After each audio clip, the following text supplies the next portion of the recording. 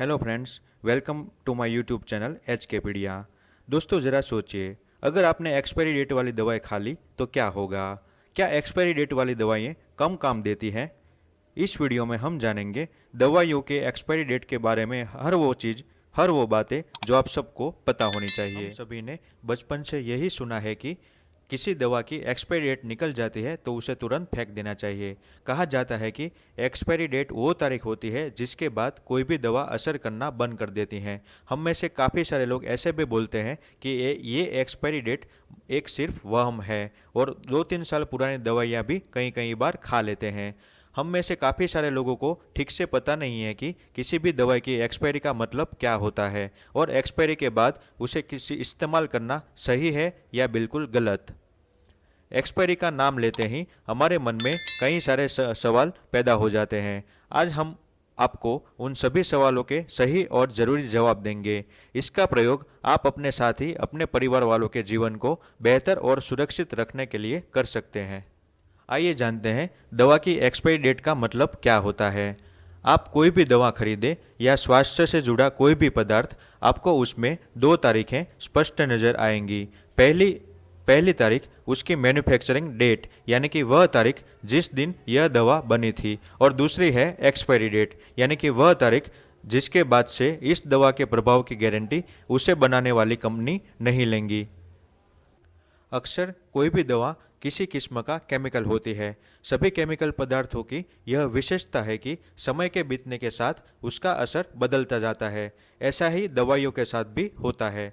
हवा, नमी, गर्मी इत्यादि की वजह से कई बार समय बीतने के साथ इन दवाओं की प्रभावशीलता धीरे धीरे घटने लगती है। इसी वजह से इनके साइड इफेक्ट यानी कि दुष्परिणाम भी हो सकते हैं। इसलिए दवा बनाने वाली कंपनियां किसी भी कानूनी दांवपेच से बचने के लिए अपने उत्पादनों पर उसकी उपयोगिता खत्म होने की एक निर्धारित तारीख डाल देते हैं, जिसे एक्सपायरी डेट बोलते हैं।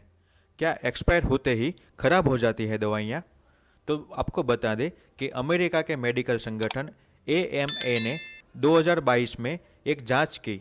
उन्होंने 122 अलग अलग दवाइयों के 3000 से ज़्यादा बैच और उसकी स्थिरता को जांचा। इस स्थिरता के आधार पर AMA ने करीब 88% दवाइयों की एक्सपायरी डेट करीब 66 महीने तक आगे बढ़ा दी। इसका मतलब साफ है कि अधिकतर दवाइयों के कार्य करने की क्षमता उन पर छपी हुई एक्सपायरी डेट से बहुत ही अधिक होती है।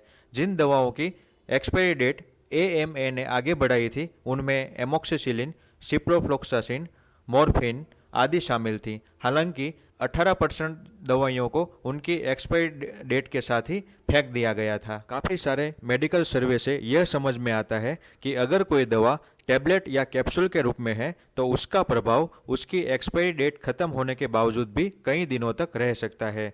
लेकिन कई प्रकार की सिरप, आँख और कान में डालने वाले ड्रॉप और सभी प्रकार के इंजेक्शन उसके एक्सपायरी डेट होने के बाद उसको प्रयोग नहीं करना चाहिए। मेडिकल एसोसिएशन द्वारा कुछ ऐसी दवाइयों के सुझाव दिए गए हैं जिसे एक्सपायरी डेट होने के बाद बिल्कुल भी इस्तेमाल नहीं करना चाहिए। पहला है इंसुलिन, जो डायबिटीज के मरीजों के लिए बेहद जरूरी दवा है। एक है नाइट्रोग्लिसरीन, जो दिल के मरीजों को सीने में दर्द होने पर दी जाती है। आँख और कानों में डाले जाने वाले ड्रॉप्स, सभी प्रकार की वैक्सीन, टूटा हुआ टैबलेट या नरम हो चुके कैप्सूल का सेवन बिल्कुल ना करें। कई बार दवाई के स्टोरेज में की गई गलती के कारण भी वो ठीक तरीके से असर नहीं कर पाती है।